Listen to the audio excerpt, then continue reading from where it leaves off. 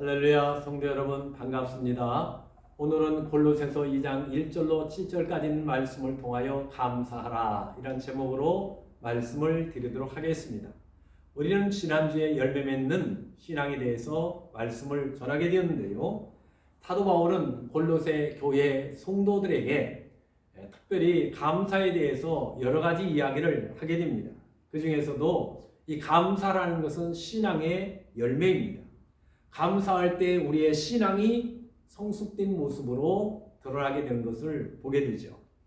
부모님에게 감사할 줄 아는 그러한 자녀들은 효자가 되게 됩니다. 그러나 부모님이 모든 것을 다 해 주었음에도 불구하고 그것을 당연한 것으로 여기고 자기의 욕구라든지 자기가 원하는 것을 갖지 못하게 되었을 때 불평하고 불만을 터뜨리는 그러한 자녀들은 아무리 부모가 잘해준다 할지라도 결국에는 불효자가 되게 된다 하는 것입니다. 심한 경우에는 가출을 하기도 하고 또 부모를 거역하기도 하게 되는 것을 보게 됩니다. 성경은 네 부모를 공경하라고 분명히 명령하고 있습니다. 부모님에게 공경하는 그러한 자녀들은 부모님의 사랑을 받으며 부모님의 지지를 받으며 하나님이 부어주시는 그러한 큰 복을 누리며 살아가게 된다 하는 것입니다. 그러므로 우리는 살아계신 부모님에게 공경해야 된다 하는 것입니다. 우리는 하나님 앞에 빈손 들고 왔다가 결국에는 빈손으로 돌아가게 됩니다. 이 땅에 살아가는 동안에 하나님이 주신 것을 우리는 마음껏 누리며 행복한 삶을 살아갑니다. 또 때로는 선용하기도 하고 구제하기도 하고 베풀기도 하고 하나님 앞에 감사하며 살아가게 되는 것입니다. 하나님 앞에 감사하는 자에게는 더 큰 감사를 할 수 있도록 하나님은 더 많은 복을 우리들에게 주시게 됩니다. 바울은 신앙이 성장하는 과정에 대해서 오늘 7절에서 보게 되면 먼저 신앙의 뿌리를 내립니다. 우리는 신앙의 뿌리를 하나님 말씀 위에 내리게 됩니다. 그러면 그 말씀을 통해서 우리는 자라게 되고 또 열매를 맺게 되고 그리고 하나님의 믿음의 역사를 이루는 그러한 신앙의 산 증인들이 되게 됩니다. 여러분, 나무가 뿌리 안에서 성장을 하게 됩니다. 그러면 조금씩 자라서 굵어지게 되죠. 그리고 가지가 뻗치고 또 꽃이 피고 열매를 맺게 됩니다. 건축을 할 때도 마찬가지입니다. 가장 중요한 것은 기초. 이 기초를 어떻게 하느냐 하는 것이 중요합니다. 기초를 튼튼하게 하고 그 다음에 기둥을 세우고 그 다음에 지붕을 만들고 창을 만들고 그리고 내부와 이부 시설을 만들게 되는 것을 보게 됩니다. 여러분, 감사하는 것은 마치 우리가 이 기초석을 잘 놓는 것과 마찬가지입니다. 물론 이 기초라는 것은 믿음 위에 기초석을 넣게 되는 것이죠. 그리고 기둥을 세우고 그 다음에 지붕을 만들어야 돼요. 그래야 온전한 집이 이루어지게 되는 것입니다. 그래서 사도 바울은 골로새 교회 성도들에게 감사할 것을 말하게 됩니다. 첫째는 믿음의 역사로 인하여 우리가 구원받게 된 것을 하나님 앞에 감사해야 되겠죠. 5절 보게 되면 그리스도를 믿는 너희 믿음에 굳은 것을 기쁘게 봄이라 라는 말씀이 기록되어 있는데요.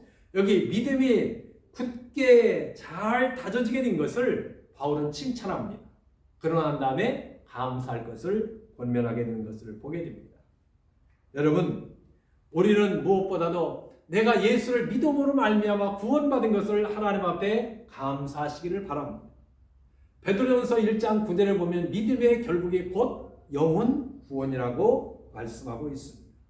바울은 주 예수를 믿으라 그리하면 너와 네 집이 구원을 받을 것이라고 말씀하셨습니다. 그런가 하면 에베소에 보게 되면 너희가 그 은혜를 인하여 믿음으로 말미암아 구원을 얻었나니 이것은 너희에게서 난 것이 아니라 하나님의 선물이라고 말씀하고 있습니다. 우리는 구원받은 것을 감사하고 또 우리는 죄로부터 용서받은 것을 감사해야 됩니다. 시편 103편에 있는 말씀을 보게 되면 저가 네 모든 죄악을 사하시며 네 모든 병을 고치시고 네 생명을 파멸해서 구속하시고 인자와 긍휼로 관을 씌우시며 라는 말씀이 기록되어 있습니다.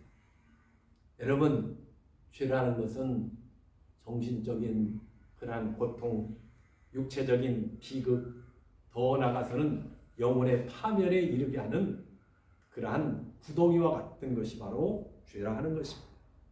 그러나 예수를 우리가 믿음으로 말미암아 죄로부터 우리는 구원받게 되었다 하는 것입니다. 또한 영원한 생명을 우리는 얻은 것을 감사해야 된다 하는 것입니다.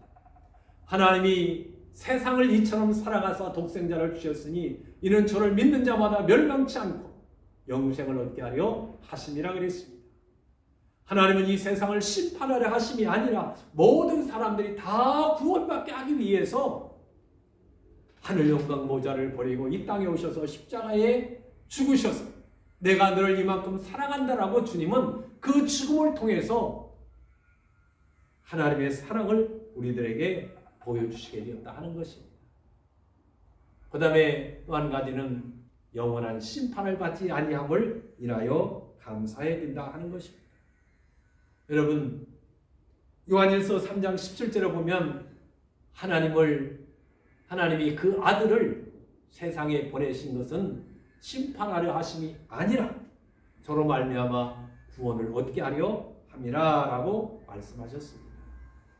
형벌과 저주받아서 영원한 지옥으로 가야 할, 영원한 유황불로 들어가야 할 인생들에게 예수를 믿음으로 말미암아 심판받지 아니하고 영원한 생명을 주시게 되었다 하는 것입니다.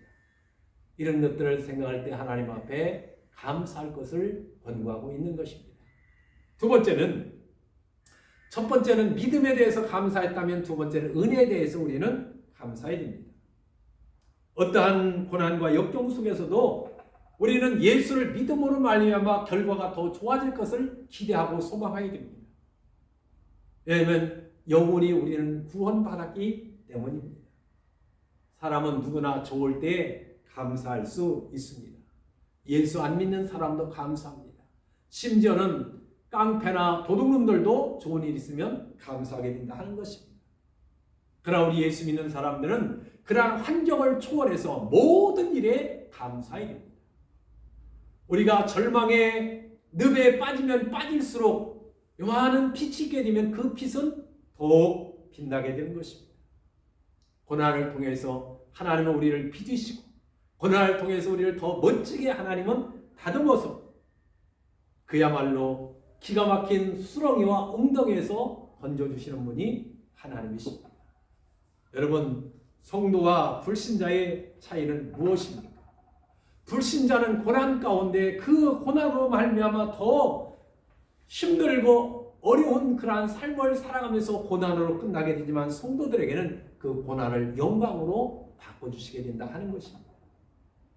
욥기서에 보게 되면 우스 땅의 욥이 부자로 살게 되었습니다. 그는 동방의 의인이요 부자라고 소개하고 있습니다. 그런데 어느 날 사탄이가 하나님에 가서 욥이 까닭없이 하나님을 섬기겠느냐? 라고 하게 됐을 때 그래? 그러면 네가 한번 시험해봐라. 그의 생명은 절대로 손대지 말고 한번 시험해보라 그럽니다.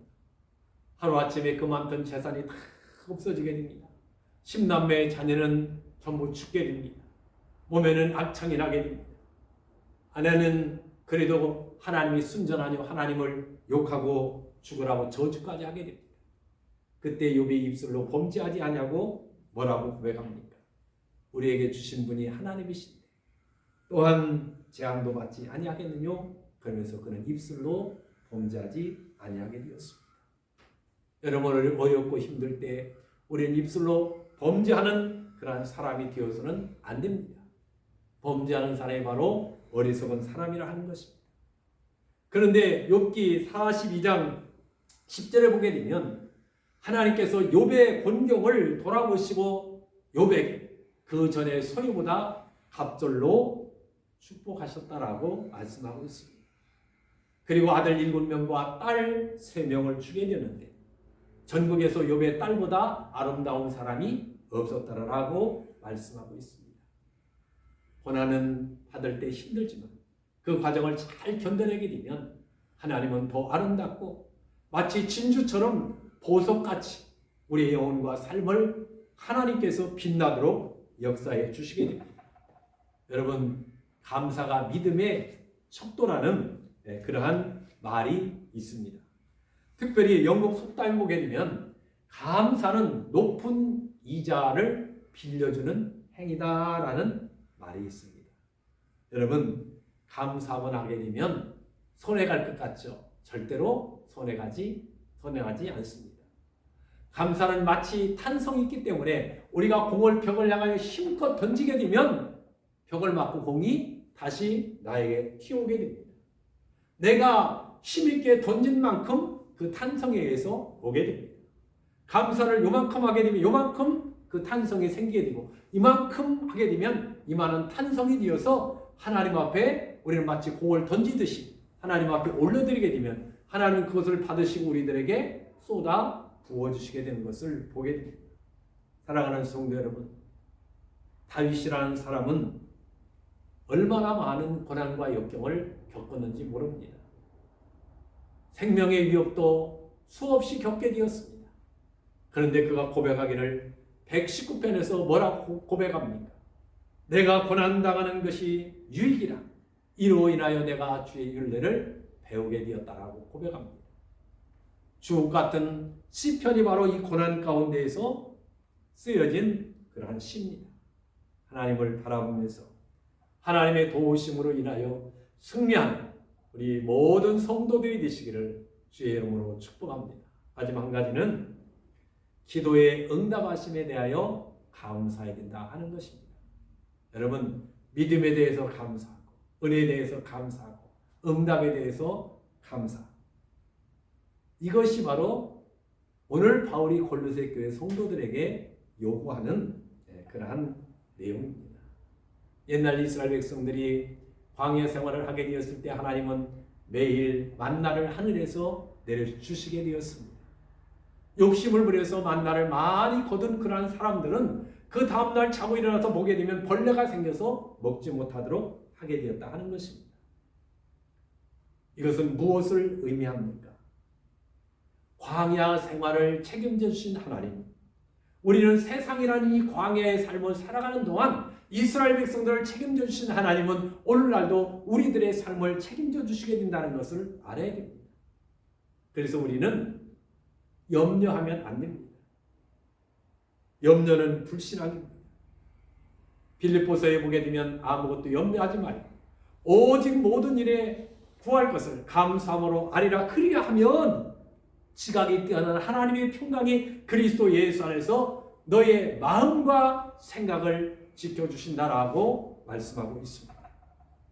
여러분, 구할 것을 감사함으로 하나님 앞에 기도하게 되므로 구한 것 이상으로 응답받는 그러한 응답의 주인공들이 되시기를 주의 이름으로 축복합니다. 신앙은 기도로 성장한다는 그러한 말이 있습니다. 기도할 때 열심을 내게 됩니다. 기도할 때 말씀을 지킬 수 있는 힘이 생기게 됩니다. 기도할 때 주의를 범하지 아니하고 주의를 지킬 수 있습니다. 기도하는 사람은 다투거나 싸우지 아니하게 됩니다. 하나님을 원망하지 않습니다. 시험 들지 않습니다. 그리고 믿음의 길을 뚜벅뚜벅 걸어가게 되는 것을 보게 됩니다. 여러분, 기도는 하나님의 약속입니다. 구하라, 찾으라, 두드리라. 하나님은 그렇게 말씀합니다. 구하는 자에게 하나님은 주실 것이요, 찾는 자가 찾을 것이요, 두드리는 이에게 열릴 것이라고 말씀하고 있습니다. 하나님 모든 것을 예비해 두셨습니다. 그리고 그것을 구하고 찾고 두드리는 자에게 주신다라고 말씀합니다. 내가 은행에다가 돈을 10억이든 100억이든 맡기게 되었습니다. 은행 간다고 은행 직원이 돈을 줍니까? 안 줍니다. 돈을 찾는 청구서에다가 거기다가 내가 얼마를 찾는다라고, 그리고 내 이름을 쓰고 사인을 하고 계좌번호를 써서 은행 직원에게 주게 되면 그 돈을 신분을 확인하고, 지금은 100만 원 이상은 반드시 신분을 확인합니다. 그러고 난 다음에 돈을 내주게 되는 것을 보게 됩니다. 하나님 앞에 구하야 하나님이 주십니다. 우리 하나님은 부유하십니다. 세계의 은도 금도 모든 것이 다 내 것이라고 그랬습니다. 하나님 앞에 기도하십시오. 생명 걸고 기도하십시오. 야곱은 정강이 뼈가 부러지도록 기도해서 사기꾼이라는 야곱의 이름이 이스라엘이라는 축복의 이름으로 바꿔지게 되었습니다.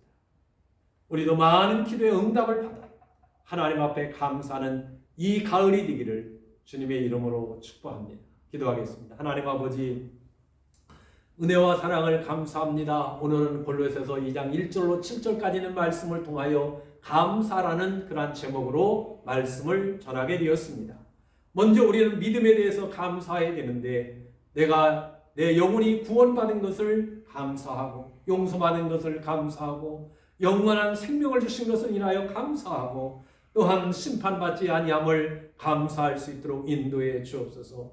우리는 또한 수만 가지 은혜를 받게 되었습니다. 갖가지 기도의 응답을 받을 수 있도록 하나님께서 우리들에게 기도의 특권을 주신 것을 인하여 감사합니다. 오늘도 가정에서, 또한 차량 안에서, 요양원에서, 병원에서 예배하는 사랑하는 성도들, 무엇을 구하든지 간에 하나님께서 들으시고 응답한다는 확신과 믿음을 가지고 기도하는 성도들 되게 해 주옵소서. 가을이 깊어갑니다. 날씨가 매우 아침 저녁으로 춥습니다. 사랑하는 성도들 건강을 지켜주시고 코로나 변이 바이러스에 감염되지 아니하도록 저들을 무엇보다도 생명싸개로 하나님 지켜주시고 보호해 주옵소서. 오늘 밤도 평강의 주님이 함께하여 주실 줄 믿습니다. 감사하며 예수님의 이름으로 기도합니다. 아멘. 할렐루야. 감사합니다. 오늘 밤도 평안하시고 주일날 뵙도록 하겠습니다. 감사합니다.